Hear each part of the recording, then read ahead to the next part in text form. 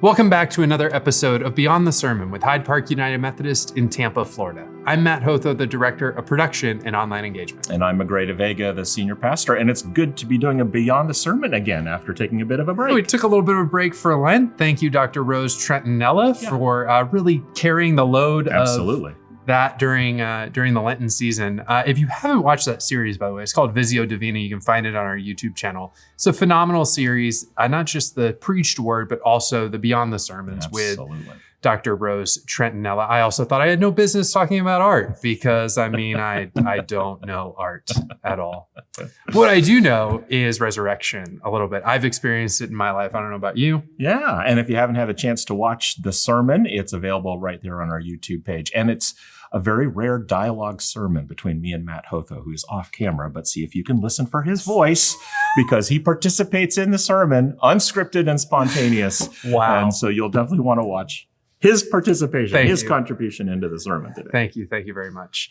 So hopping right into your sermon, right into this big idea of resurrection, you know, as church people, as church workers, we think about it a lot. We've probably experienced it, but Lord knows we've run across people who are waiting for that resurrection experience to happen in their life. So you're talking to that person right now. What would you say to that person that's saying, yeah, I get you, but it hasn't happened for me yet? Well, that's a great question. So here's the comforting thing, that even for some of the most iconic figures in Christian history and in the Bible, we have this fabled understanding that there's a conversion experience that happens instantaneously. So like John Wesley, the founder of the Methodist movement, we often think about his Aldersgate experience where his heart was strangely warmed. Mm-hmm. And so many of the iconic biblical characters, we think about them having this sort of flash of light in the sky, like Saul on the road to Damascus, or this encounter on the road to Emmaus. Most of the time, for people experiencing new life, there are highs and lows. Mm-hmm. It is a journey that takes time. So even in the Methodist understanding, there may be an instantaneous moment of realization for you, but there's still a long, lifelong journey of grace. And so that's intended to comfort us, that it's okay to still have feelings of despair or doubt or disbelief, because those moments, as hard as they are, can actually be part of resurrection because they can actually make you stronger as you move through them. I think that makes sense. So resurrection isn't this light bulb moment where the whole world just changes. Right. It's more of this understanding that, wait a second, I'm still in this world that has pain, suffering, sadness, and good things. But underneath it all is this trust, this trust that God's got it. Right. You can probably track through moments of your life when you have grown the most, when you have become the strongest, and more than likely, it's moments of adversity where you have admitted your shortcomings, when you have admitted that you've needed help, when you've hit rock bottom, which don't feel like resurrection moments, but we have to remember resurrection is always preceded by death, by Good Friday. So what is it that needs to die in your life in order for something new to emerge? And that's always a process. Like there are things that need to die in your life in order for something new to emerge. And not all those things die all at the same time. They're sequential. They happen moment by moment, step by step. Mm-hmm. Okay.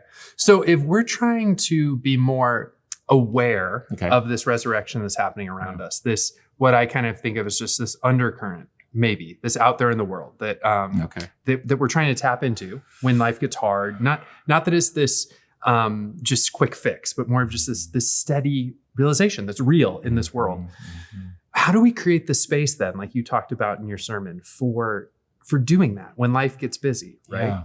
Well, that's an invitation for each of us to ponder how that might apply in our lives. So the principle that the two travelers to Emmaus introduced to us is they welcomed Jesus into their home. They encouraged Jesus to stay. And so what that might look for you depends on your context and your daily rhythm, the stuff that you're carrying right now. Mm-hmm. Let me ask it this way. What are the locked doors in your life that you do not want to open up to anybody, let alone to Jesus? Think about what that might look like for you to just unlock that door and creak it open and say, hey, Jesus, would you mind staying? And that might mean mindfulness practices. Like on a practical level, one of the reasons I have this thing on my watch, near my watch, is that when I look at my watch, it just triggers a reminder to just be mindful in that moment. And mindfulness simply means reflecting on the state of my mind and my heart about, and not being so drowned by all the thoughts and the swirl of the day, but just saying, what am I thinking right now? What am I feeling? Do a little self-examination and just say, what is the state of my being right now? And sometimes just naming that, just saying, I'm stressed right now. That can be a remarkable admission. It's like when the two travelers on Emmaus said, we had hoped that this Jesus was the Messiah. That just naming that mindful recognition of the state of your soul in the moment is a way of creating space and then doing something about it or doing something with it. So.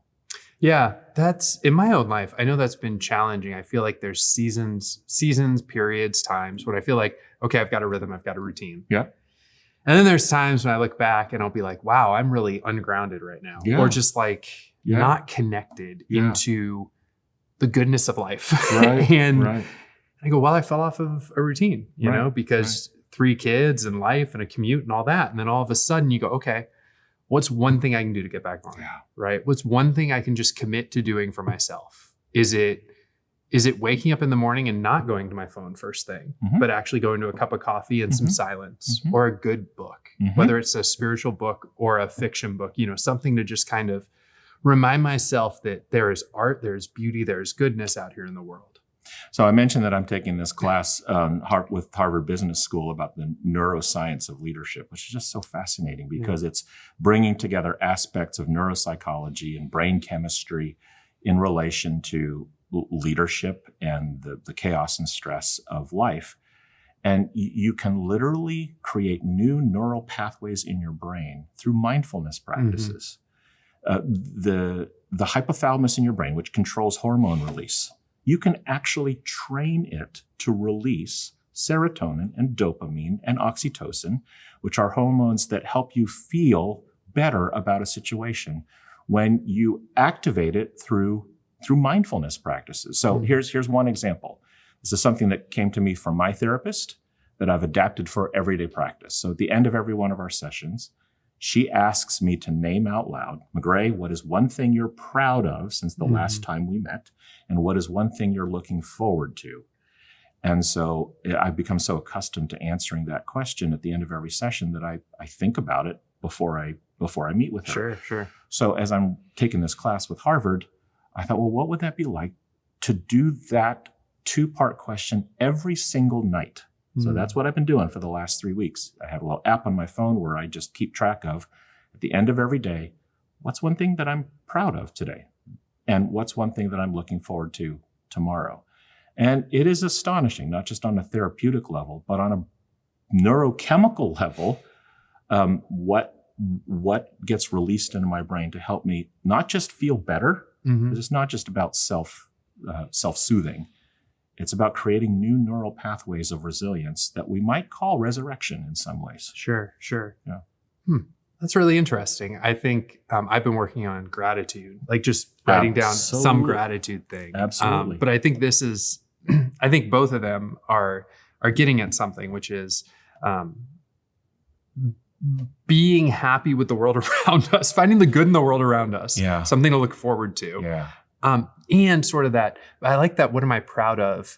Because I think too often in, certainly in the Protestant denominations, we can often see that as a bad thing. Yep. To find value in ourselves, find value in what we've done and what we're capable of and the journey that we've been on. But to have good pride, healthy pride in where we are from where we've been. Yep. Maybe for someone listening, even just being free to say, wait a second, I can be prideful about the journey I've been on. I mean, yes, to a certain extent you can be, and that's not necessarily a bad thing. Yeah.